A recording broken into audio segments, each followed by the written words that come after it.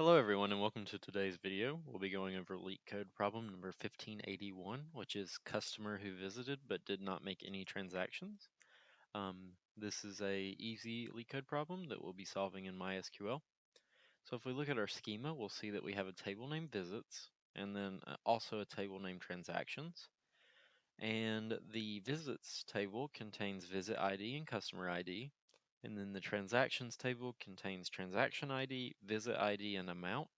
And we can see that visit ID is a shared column between these two tables. So we'll likely be using that to interface between the two. If we look at our query, we're supposed to write an SQL query to find the IDs of the users who visited without making any transactions and the number of times they made these types of visits. Return the result table in any order. And we can see that the example, we're given visits, which are just IDs and customer ID, and then we're also given the transactions, which gives the amount, which doesn't seem to be pertinent to this problem. And then we also see that visit ID matches up with the visit ID of visits, and then transaction ID, that's just going to be the ID for the transaction. So this also is not a very important column for this individual problem. So we can start out by just doing a select statement. So we're just going to do select customer ID,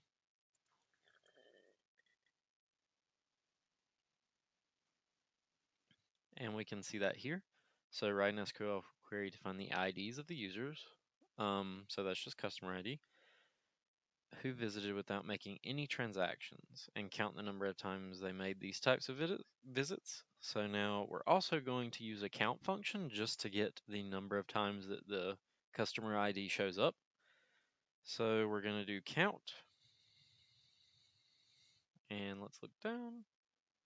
We'll see that in the visits table that the customer ID will show up and then also the visit ID. So we're going to do count, and here we're going to do visit ID, so just the number of different visit IDs there are.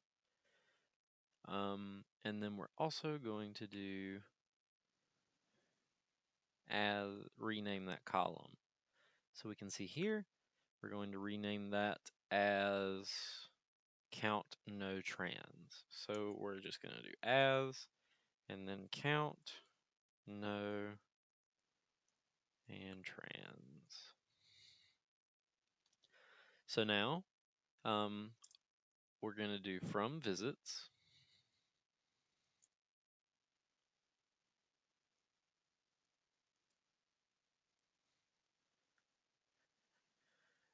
and we see that the visit ID and customer ID. So we're selecting the customer ID, counting the visit ID, and then renaming that as count no transition, and then that's coming from the visits table.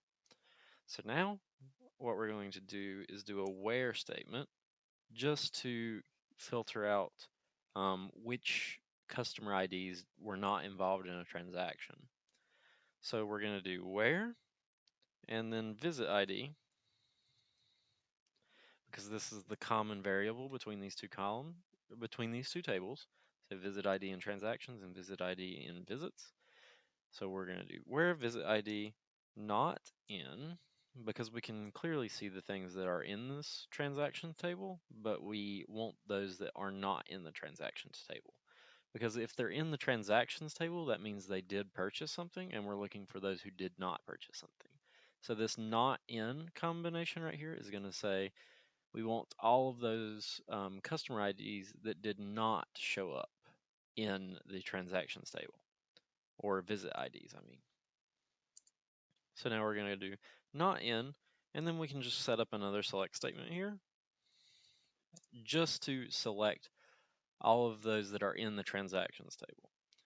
So for that, we're just going to do select visit ID, and then that's just going to be from transaction. So this is just going to pull all visit IDs from the transactions table, and then we're going to, in this part of the statement, say that we want all of those that are in the visits table that are not in this select statement here. So now that we have that, we're going to do group by. And the reason we have to have a group by here is that it works with the count function to see how to count the date, how to count how many times something shows up. So if we do count by or group by customer ID, as we were going to do in this example, what this is going to do is for each customer ID, it's going to count how many times they showed up. So we'll see that um, customer ID 54 has 3 different visits.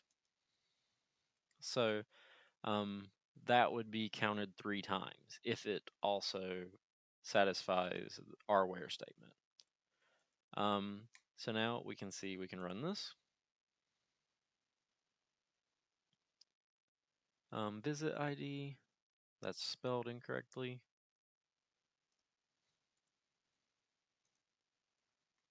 So now this should run fine, and we'll see that it is accepted. So if we do this without the group by statement, which we can do just by commenting that out, is whenever it goes through to count, it cannot figure out how exactly it wants us to return. So what happens here, and I'll expand this window so you can see.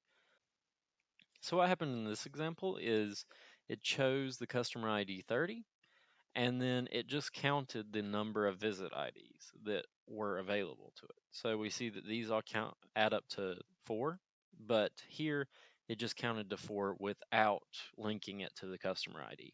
And that's what the group by does. It just links the visit IDs to the customer ID, and we're going to count those visit IDs.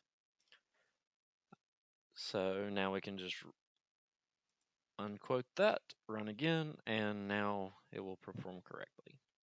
So line by line, what we did was we went through and selected the columns. So we selected the customer ID, which is just a given column, and then we selected the visit ID, but we wanted to count the visit IDs. So what we did was we did count visit ID, which used the group by statement to count by customer ID, and then we renamed this as count no transactions. And then we did from visits, which is our main table here. And then we also did where visit ID not in. So we selected all of the visit IDs from the transaction table, and then we selected from those where the visit ID was not within that selection. And then we use the group by statement just to work with the count statement as stated before. So this will work with all example test cases, and I would like to thank you all for joining me today. And if you found this helpful or liked the explanation of the problem, please leave a like and subscribe, as I'll be walking through more problems in the future.